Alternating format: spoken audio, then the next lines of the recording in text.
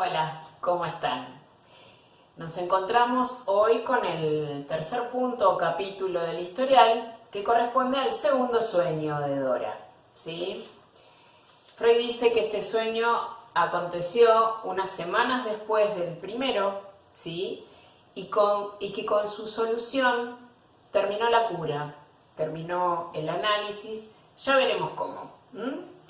Dice que es un sueño que no llega a ser tan transparente como el primero, ¿sí? Que, aunque llenó una laguna de la memoria y esclareció mucho más, ¿sí? El estado anímico de Dora y la génesis de sus síntomas.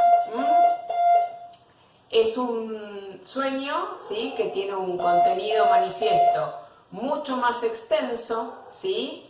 Y que lo vamos a leer. Creo que vale la pena leerlo y que se encuentra entonces ese contenido manifiesto en la página 83. El sueño y el relato del sueño que Dora hace es el siguiente. Ando paseando por una ciudad a la que no conozco. No veo calles y plazas veo calles y plazas que me son extrañas. Después hizo a esto un importante agregado. En una de las plazas veo un monumento. Cabe aclarar que Freud le pide que lo relate 2 veces. Esto a veces acontece con los pacientes, uno pide, una vez relató el sueño, un segundo relato para ver ahí las modificaciones, las diferencias, ¿sí? Los elementos nuevos, tal vez los omitidos. Muy bien. Después llego a una casa donde yo vivo, voy a mi habitación y hallo una carta de mi mamá tirada ahí. Escribe que, puesto que yo me he ido de casa sin conocimiento de los padres, ella no quiso escribirme que papá ha enfermado. Ahora ha muerto y, si tú quieres, puedes venir. Entonces me encamino hacia la estación ferroviaria, Bahnhof, y pregunto unas 100 veces, ¿dónde está la estación? Todas las veces recibo esta respuesta, 5 minutos. Veo después frente a mí un bosque denso, penetro en él, y ahí pregunto a un hombre a quien encuentro. Me dice todavía 2 horas y media. Me pide que lo deje acompañarme. Lo rechazo y marcho sola. Veo frente a mí la estación y no puedo alcanzarla. Ahí me sobreviene el sentimiento de angustia usual cuando uno en el sueño no puede seguir adelante. Después yo estoy en casa, entre tanto tengo que haber viajado, pero no sé nada de esto. Me llego a la portería y pregunto al portero por nuestra vivienda. La muchacha de servicio me abre y responde, la mamá y los otros ya están en el cementerio, ¿sí? Que en alemán es Brielhof. Muy bien. Freud dice entonces que este sueño tuvo más tropiezos en su interpretación, ¿sí? Y atribuye a su análisis la interrupción del tratamiento. Muy bien. Él dice que tampoco por esto va a dar en orden los acontecimientos que va descubriendo, pero sí va a ir en orden del contenido manifiesto del sueño y de las asociaciones y las intervenciones que va haciendo. Muy bien. Él ubica primero en qué momento consideraba él que estaba Dora respecto del tratamiento. Y dice que era un momento de mayor implicación subjetiva de la paciente, que Dora estaba con este tipo de preguntas. ¿Por qué me callé en la escena del lago? ¿Por qué lo conté después repentinamente a mis padres, primero a mi mamá para que se lo cuente a mi papá? ¿Sí? Muy bien. Y Freud insiste en que todavía no hay explicación del rechazo que ella le manifiesta al señor K cuando hace su declaración amorosa, rechazo que es a través de una bofetada. Bueno, como bien Freud dice, va a ir por el contenido del sueño en orden para poder explicar el análisis de este sueño, y entonces el primer punto en el que hace hincapié va a ser en esta pregunta por la estación, ¿sí? Dora asocia aquí lo siguiente.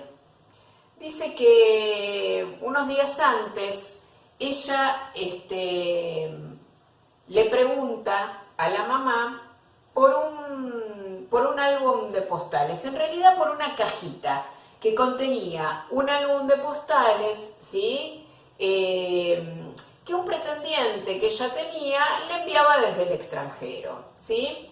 Freud lo que dice que esta pregunta, ¿dónde está la cajita? Como resto diurno y a partir de la asociación de Dora, que le dirige a la mamá, en el sueño aparece sustituida por la pregunta, ¿dónde está la estación? ¿Dónde está la estación? ¿Sí?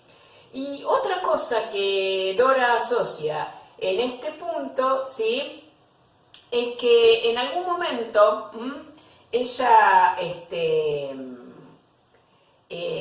visita Dresde, ¿sí? Y que ahí ella quiere conocer la ciudad y que un primo que vivía ahí se ofrece a hacerle de guía y que ella lo rechaza. En el sueño esto aparece del lado a la pregunta que hace respecto de la estación, donde un hombre se ofrece a acompañarla y ella también lo rechaza. Muy bien. En esta ciudad de Dresde, además, Dora va a una capilla donde se queda admirando una imagen en particular, que es la imagen de la Madonna, ¿sí? Que es la Madre Virgen. Bien. Freud hasta acá piensa en que hay una primera parte del sueño, ¿sí? Una parte donde dice que ella se identifica con un joven que deambula por el extranjero con una meta, ¿sí?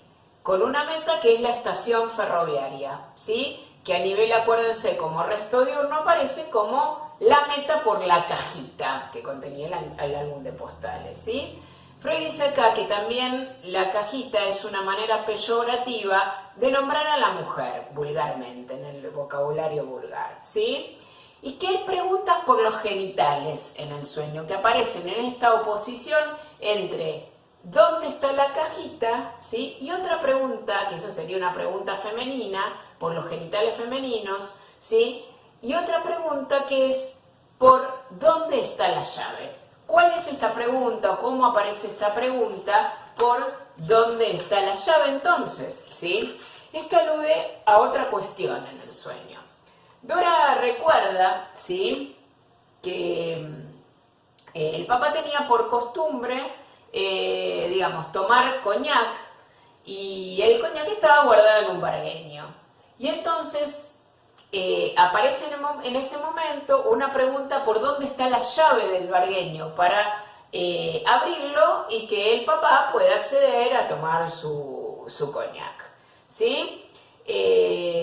Muy bien, nos detenemos acá un segundo.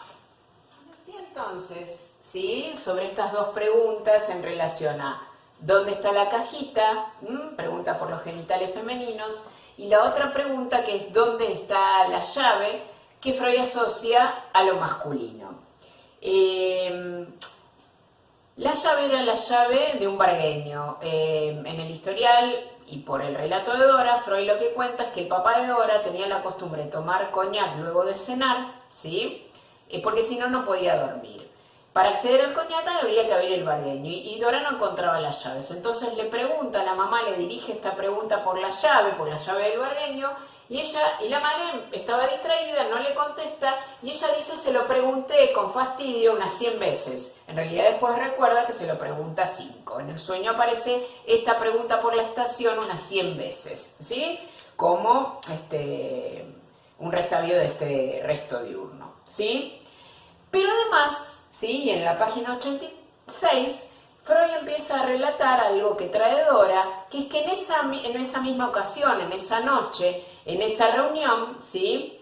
En la ocasión de esa reunión familiar, alguien había brindado por el papá de Dora, lo vamos a leer, ¿sí? Haciendo votos porque durante muchos años más esté en buena salud, etc. Entre tanto el padre dejaba ver un rictus de fatiga, dice, se veía enfermo, ¿sí? Y ella había comprendido los pensamientos que él debió sofocar. El pobre enfermo, ¿quién podía saber cuántos años de vida le quedaban todavía? Como que este hombre brindaba por la buena salud del padre, pero en realidad pensaba esto, que estaba muy enfermo.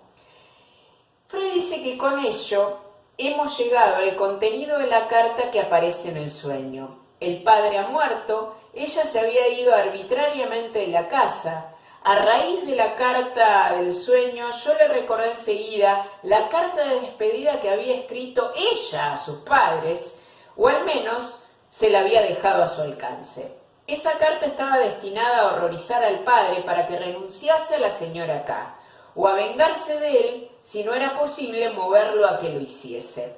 Llegamos así al tema de la muerte de ella y de la muerte de su padre. Y Freud se pregunta, ¿nos equivocamos si suponemos que la situación que constituye la fachada del sueño corresponde a una fantasía de venganza contra el padre?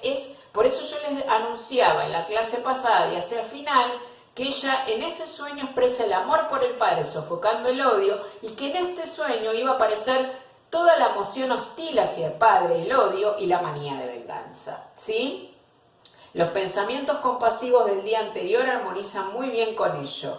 Ahora bien, la fantasía rezaba. Ella se iba de casa al extranjero y la cuita del padre, la nostalgia que sentía por ella, le partió el corazón, lo mató, ¿sí? Entonces estaría vengada. Ella comprendía muy bien lo que le hacía falta al padre, quien ahora no podía dormir sin coñac. Por eso expresa que este sueño es un sueño de venganza contra el padre, y donde van a manifestar, sí, toda la emoción hostil y todo su odio. Muy bien. La escena del lago. Freud, a partir de este sueño, ¿sí?, sigue con el enigma. ¿Qué pasó en el lago? ¿Por qué ella lo rechaza? ¿Por qué la bofetada? Y entonces, por la página 87 del historial, le va a pedir que le relate en detalle esta escena, ¿sí? En el segundo párrafo, Freud comienza diciendo: esto nos llevaría de nuevo entonces a la escena junto al lago y a los enigmas que se anudaban a ella. Le pedí que me la contara en detalle. Al principio no aportó muchas cosas nuevas. El señor K había comenzado un introito en alguna medida serio, pero ella no lo dejó terminar. Tan pronto comprendió de qué se trataba, le dio una bofetada en el rostro y escapó. Yo quería saber las palabras empleadas por él. Ella solo recuerda que alegó: usted sabe, no me importa nada de mi mujer. En ese momento, para no toparse más con él, ella quiso regresar a L, bordeando el lago a pie, y ahí preguntó a un hombre a quien encontró qué distancia había. Acuérdense del relato del contenido manifiesto del sueño. Ante su respuesta, 2 horas y media, abandonó ese propósito y volvió en busca de la embarcación, que partió poco después. El señor K estaba de nuevo ahí. Se le acercó y le pidió que lo disculpara y no contara nada de lo sucedido. Pero ella no le respondió. Justamente, el bosque del sueño era en un todo parecido al bosque de estas orillas del lago, ¿sí?, de la escena del lago, en el que se había desarrollado la escena que acababa de describirme. Y precisamente ese mismo bosque denso lo había visto ayer en un cuadro de la exposición secesionista. En el trasfondo de la imagen se veían ninfas, ¿sí?, unas especies de hadas. En ese momento, una sospecha se me hizo certeza, ¿sí? Y acá Freud empieza a trabajar el contenido manifiesto de este sueño con algunas palabritas que suenan parecido, lo que él llama por homofonía. Una de ellas es Bahnhof, ¿sí?, que en alemán significa patio de vías o estación ferroviaria.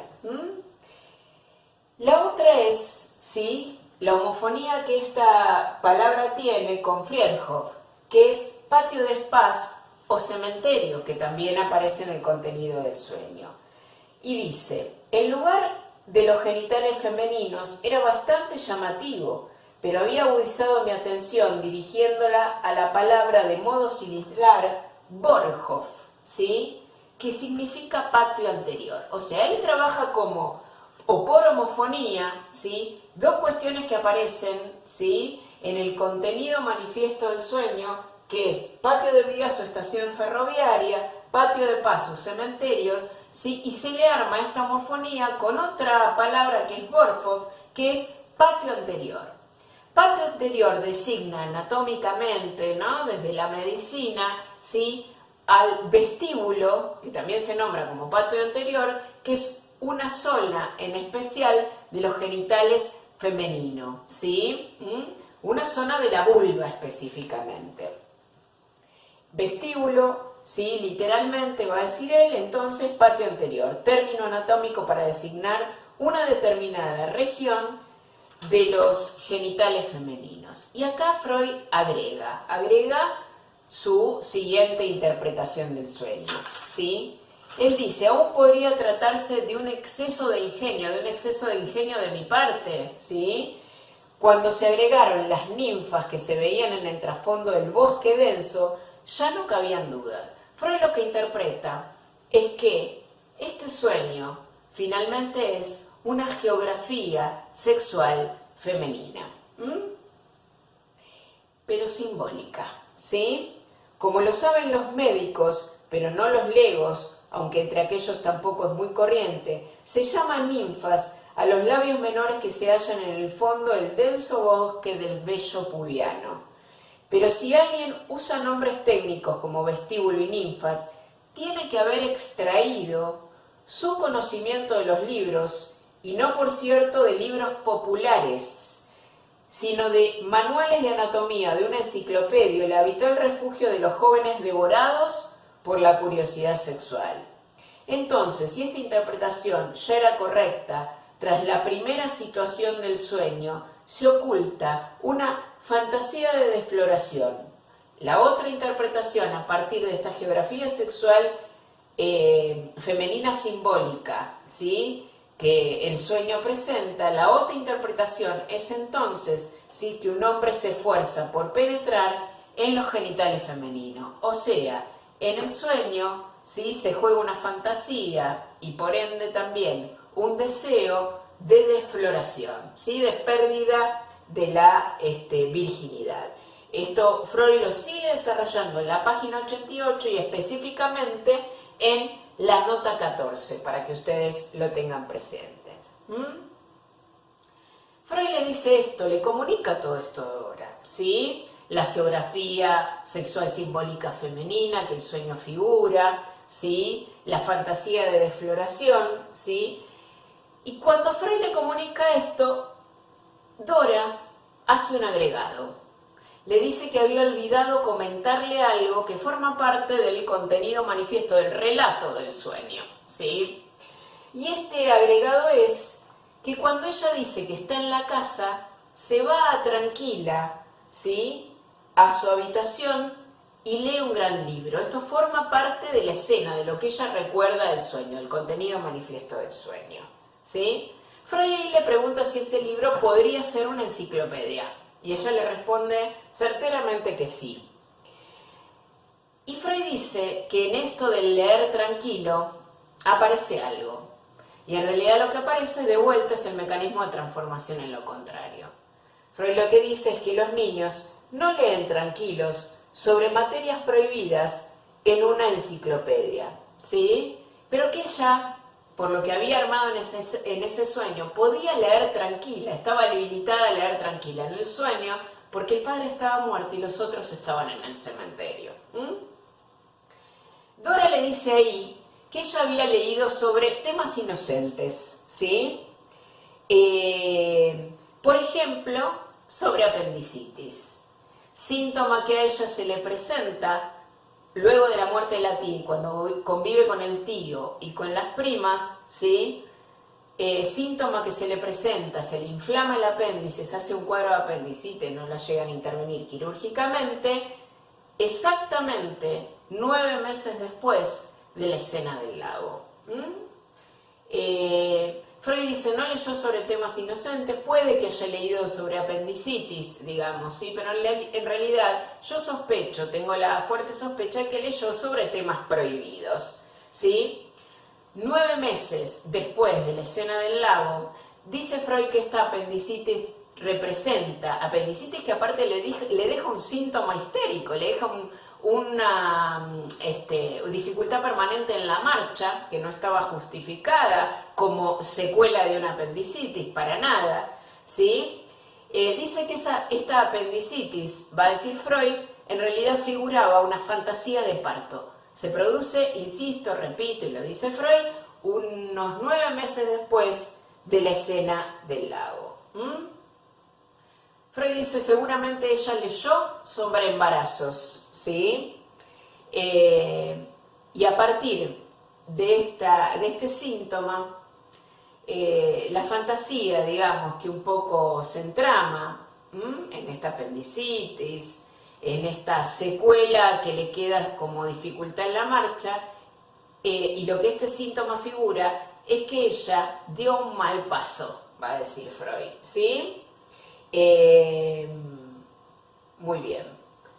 A partir de este síntoma entonces en su marcha. Freud consigna esto ya en la página 91 y lo dice de esta manera en el segundo párrafo. Si 9 meses después de la escena del lago usted pasó por un parto y hasta el día de hoy ha debido soportar las consecuencias del mal paso, ello es prueba en el inconsciente que usted lamentó el desenlace de esa escena. La corrigió entonces en su pensamiento inconsciente. La premisa de su fantasía de parto es sin dudas que esa vez ocurrió algo que usted vivenció y experimentó todo lo que más tarde tuvo que tomar de la enciclopedia. Como usted ve, su amor por el señor K no terminó con aquella escena, sino que, como lo he sostenido, prosiguió hasta el día de hoy, al menos en su inconsciente. Y dice Freud que frente a esta interpretación, ella ya no contradijo. Vamos un poco al desenlace, ¿sí? De este capítulo, ¿sí? De este segundo sueño, pero también al desenlace de la cura. Freud cuenta que le llevó 2 sesiones interpretar este sueño, ¿sí? Y que luego de hacerlo en una tercera, Freud le expresa su satisfacción por lo logrado, a lo cual Dora le responde algo así como, ¿le parece? Cuando Dora llega a la tercera sesión, ¿sí? Después de estas 2 durante las cuales trabajan la interpretación de este sueño, le anuncia a Freud que no va a haber ni más, que es la última sesión. Freud le pregunta entonces que cuánto hacía que había tomado esa decisión. Y Dora le dice que hacía 14 días. Freud le dice que le suena casi al preaviso que puede llegar a dar una persona de servicio, una gobernanta, ¿sí? Y a partir de ahí, Dora le cuenta algo que nunca antes le había contado, que cuando ella va al lago, a la casa de vacaciones, en L de los K, se encuentra con una muchacha de servicio, con una gobernanta. Una muchacha que 2 días antes de que a ella le acontezca esta escena del lago con el señor K, la llama aparte y le dice que le quiere contar algo.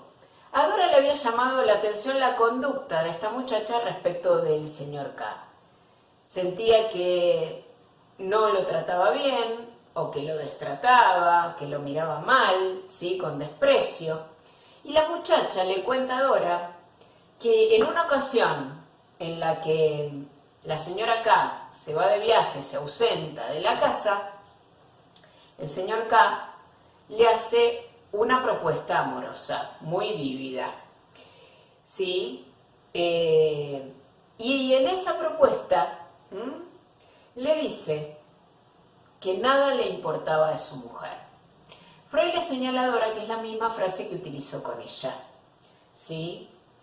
Ella entonces cede a esta propuesta, pero al poco tiempo se da cuenta que el señor K pierde interés en ella.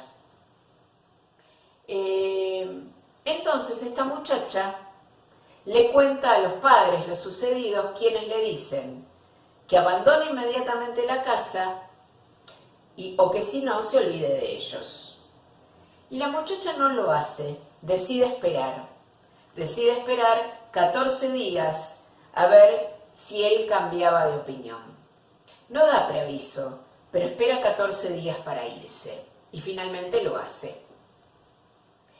Entonces Freud le dice a Dora, le empieza a interpretar lo siguiente. Le señala toda la línea de identificaciones con la gobernanta. Cómo se lo dice a sus padres, ¿sí? Que se está despidiendo de él, de Freud, como una gobernanta, ¿sí? Que la gobernanta espera, y ella también, 14 días para esta despedida, para ver la gobernanta si K renovaba su cortejo. Y la tomaba en serio. Entonces Freud aprovecha para decirle a Dora que ella tomó la relación con el señor K mucho más en serio de lo que creía, ¿sí? Le pregunta si ella había pensado en el divorcio del señor K y Dora le confiesa que sí. Fue un gran desengaño, le dice Freud, para usted, que K niegue todo y encima la calumnia. Por eso la enfurece que le digan que fue una fantasía lo del lago, ¿sí? La enfurece aún más, ¿sí? Creer que todo fue una fantasía suya, ¿sí? Y darse cuenta que K no la tomaba en serio, sobre todo en este punto en que utiliza con usted la misma frase que utilizó con la gobernanta. De ahí se entiende el rechazo, la huida y la bofetada frente a esta propuesta amorosa. Por la página 95, Freud dice que Dora había escuchado todo esto ya sin contradecirlo, ¿sí? Que parecía, la notaba por primera vez muy conmovida, que se despidió muy amablemente y ya no regresó. A los pocos días, el padre de Dora aparece por el consultorio, tranquilizándolo a Freud y diciéndole que Dora iba a regresar, ¿sí? Pero Freud sabía que no. Y aparte, se le armó otra sospecha más, que el padre ya no apoyaba la cura, el tratamiento de Dora, ¿sí?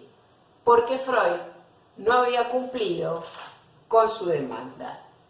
Freud sabía que Dora no iba a regresar. Dice que se vengó de él, ¿sí? También. Sobre todo se vengó cuando él le anuncia, después de interpretado este sueño, sus expectativas de una culminación feliz de esta cura.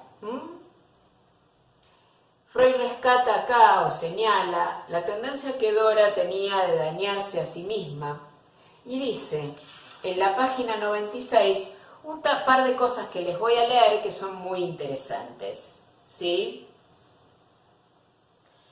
Freud dice lo siguiente, a mitad de párrafo: quien como yo convoca a los más malignos demonios que moran apenas contenidos en un pecho humano y los combate, tiene que estar preparado para la eventualidad de no salir indemne de esta lucha. Y se hace un par de preguntas. ¿Qué hubiese pasado si yo a Dora le hubiese demostrado un cálido interés? ¿Sí? O sea, si hubiese pescado su demanda de amor y la hubiese respondido.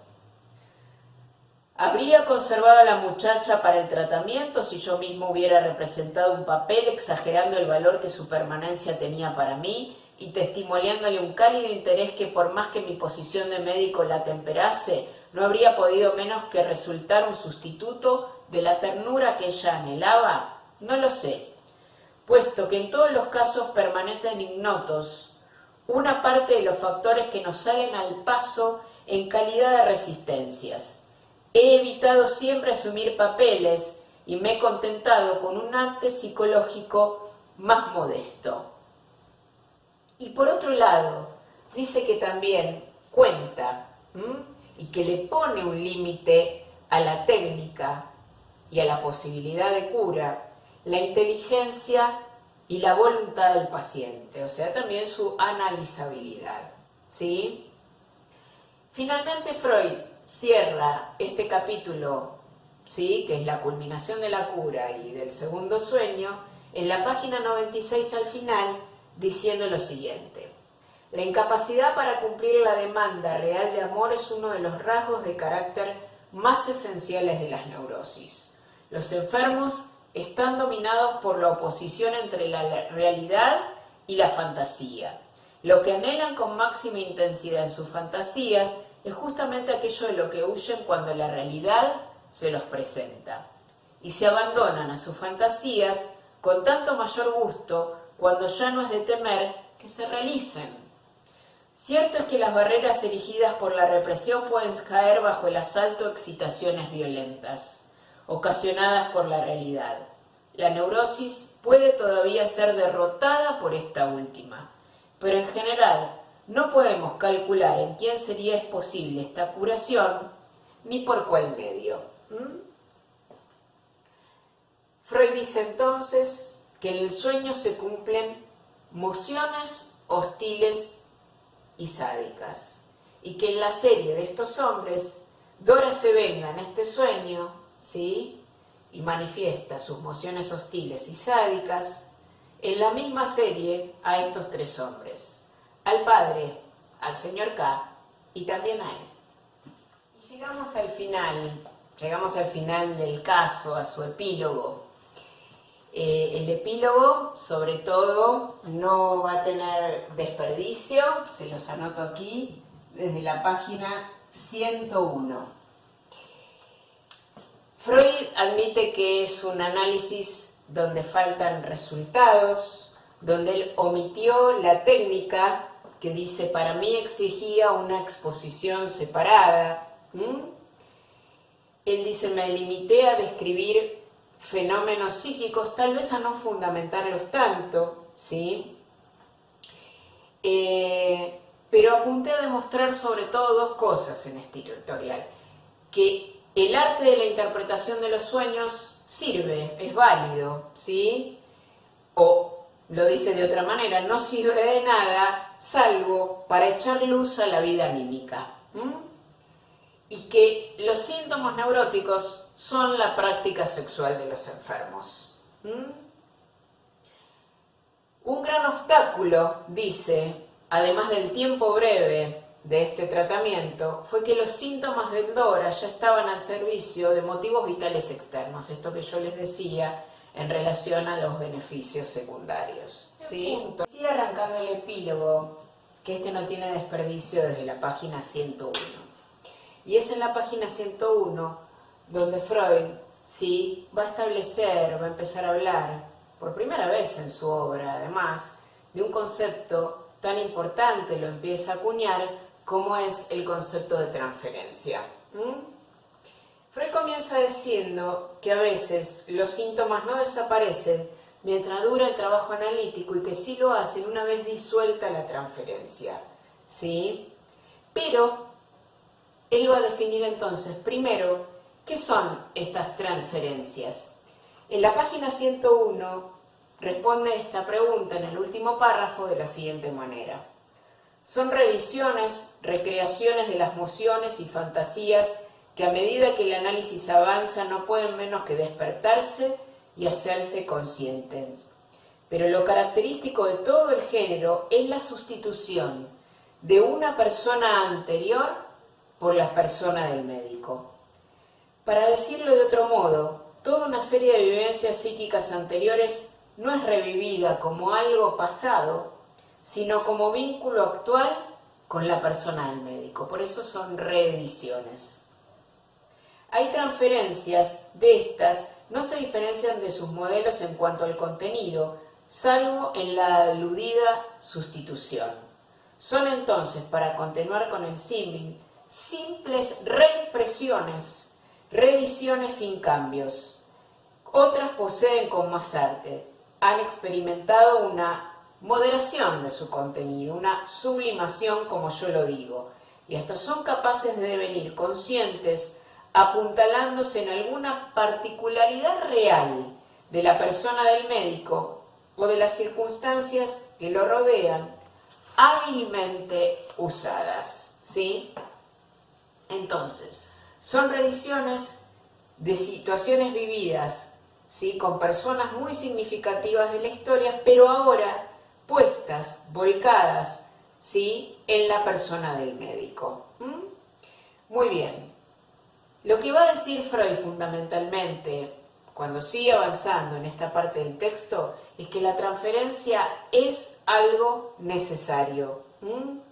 Es la parte más difícil del trabajo, pero que no se puede eludir, ¿sí? Que los enfermos siempre hacen transferencia con el médico. Esto lo dice en la página 102.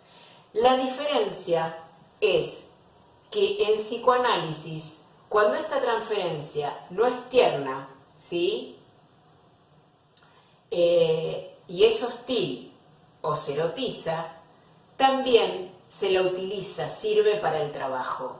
Si bien funciona como obstáculo, ¿sí?, hay que atajarla, ¿sí?, y en esos casos, cuando se hostiliza o se erotiza con la persona del médico, es cuando hay que ponerla a trabajar e interpretarla.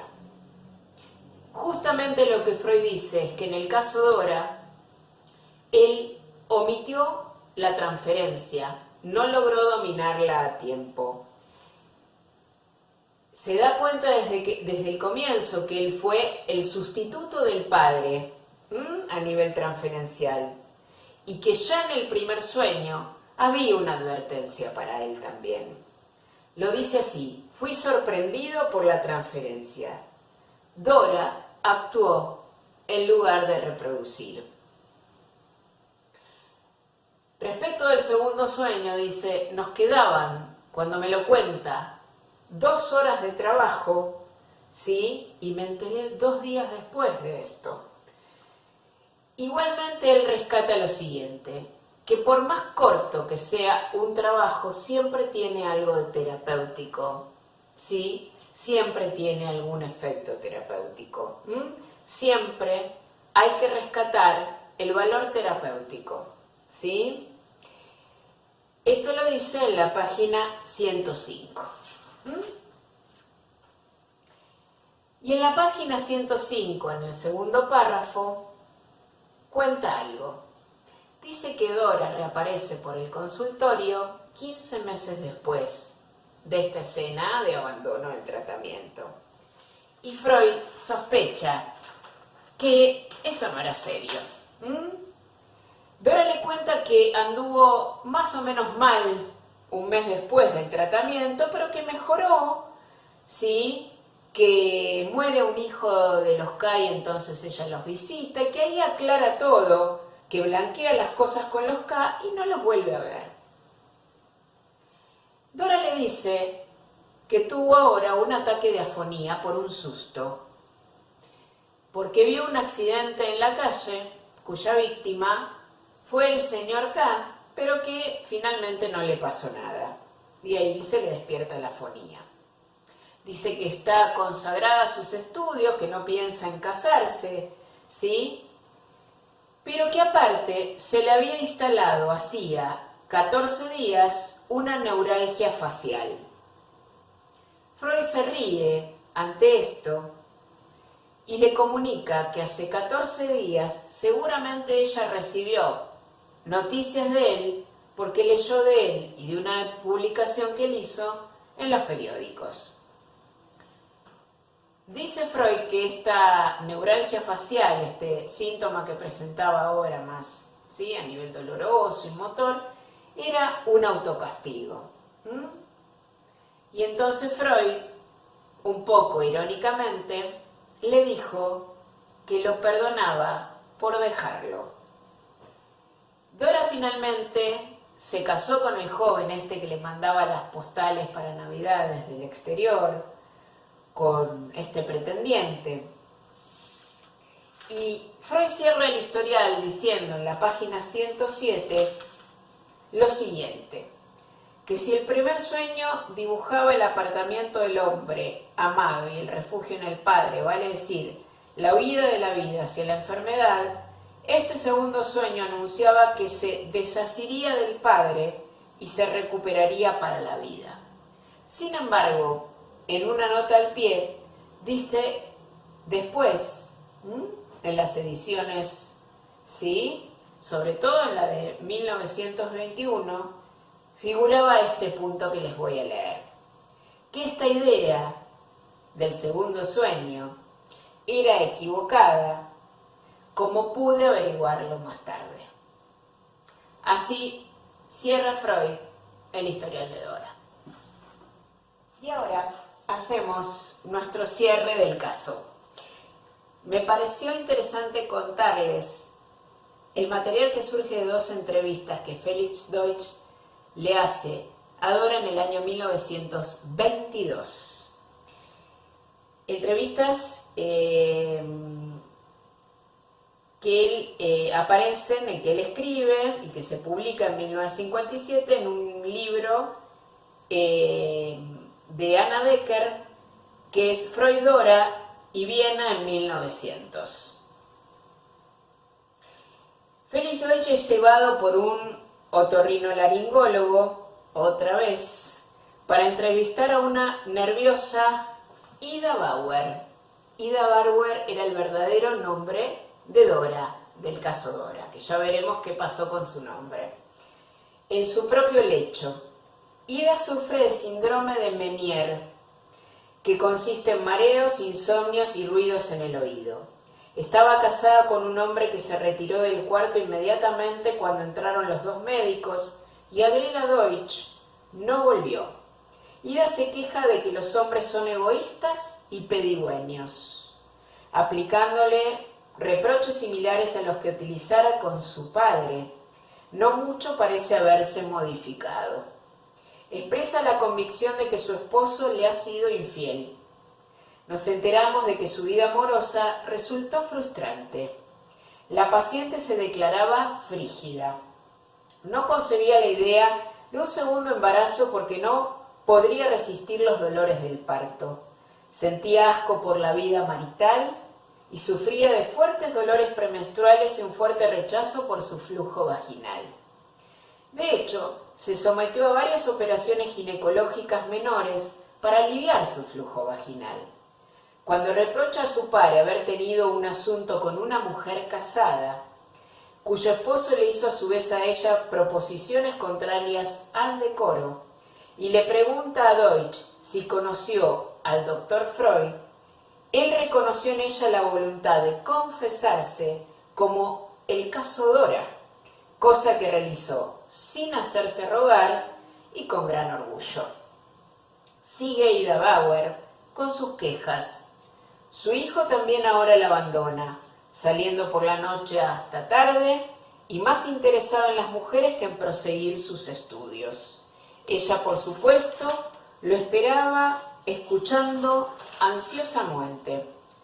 Cuando la intervención de Deutsch conecta el síndrome con su hijo, ella pareció aceptarla, callada, diremos como había dicho Freud, que era su forma de afirmar en aquel momento, y los síntomas se dieron.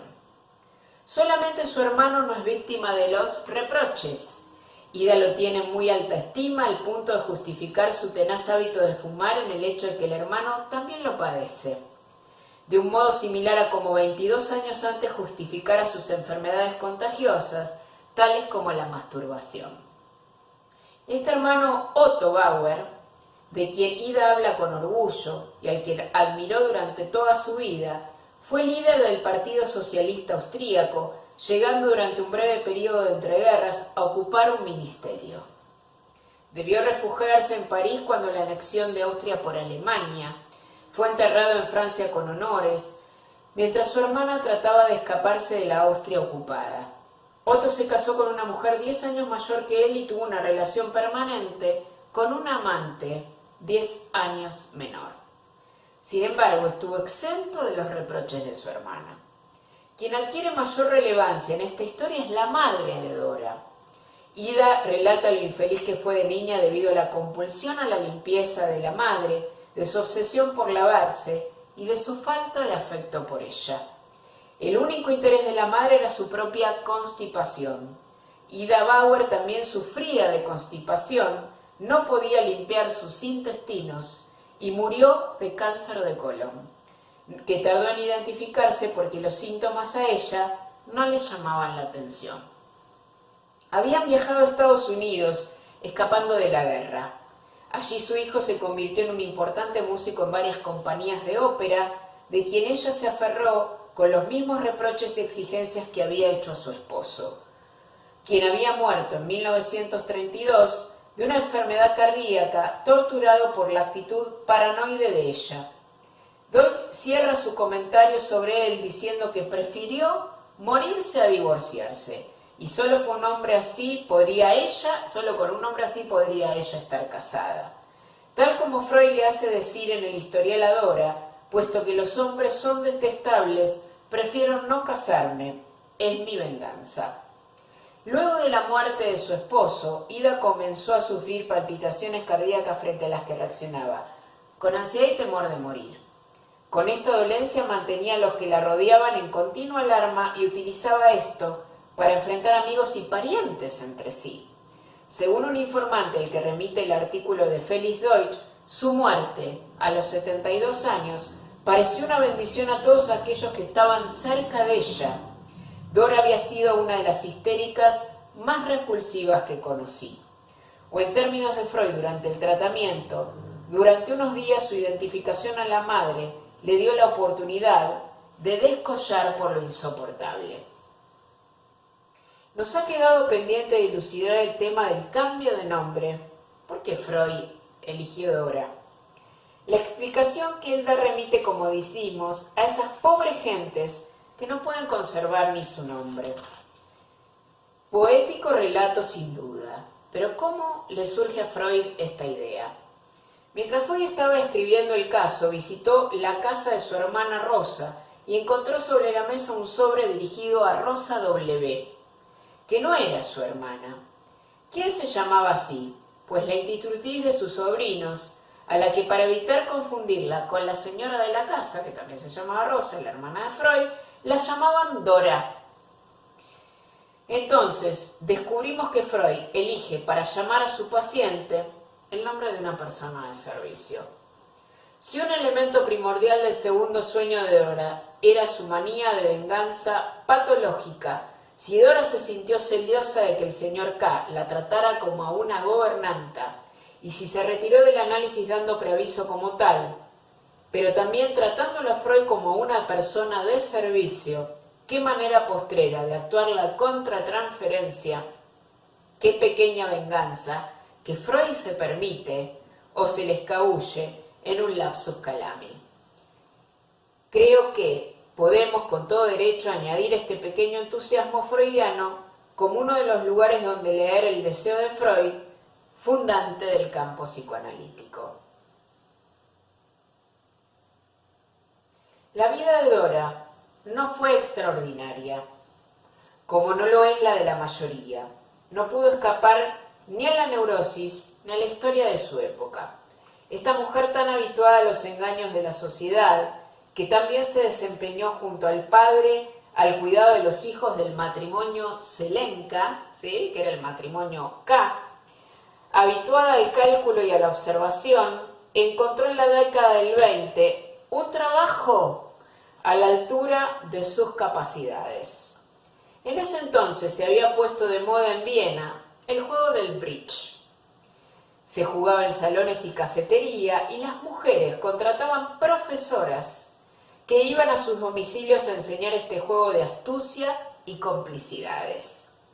Dora encontró trabajo como instructora del juego del bridge, junto con con una amiga suya de antaño, que imaginarán quién era, la señora K. Podía así seguir admirando con el rabillo del ojo ese cuerpo deliciosamente blanco. Bueno, me pareció interesante que ustedes tengan estos datos, cómo siguió la vida de Dora, ¿sí? En qué año falleció, de qué, cómo fue su vida amorosa, ¿sí? Que les sirva para pensar porque este análisis, como bien Freud intuyó, fue fragmentario.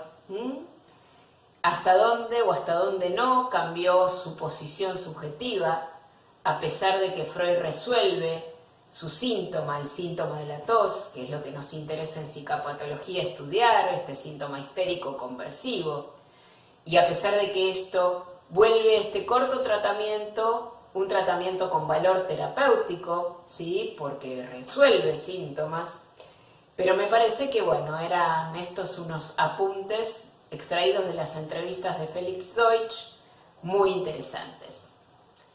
Solo resta decirles que nuestro próximo encuentro ya va a ser el comienzo del tercer módulo de la materia referido a neurosis obsesiva. La bibliografía correspondiente y con la que vamos a empezar de mi parte de la clase, va a ser el historial del hombre de las ratas. Así que pueden comenzar a leerlo, finalizado el estudio de este, y volveremos a encontrarnos. Chao.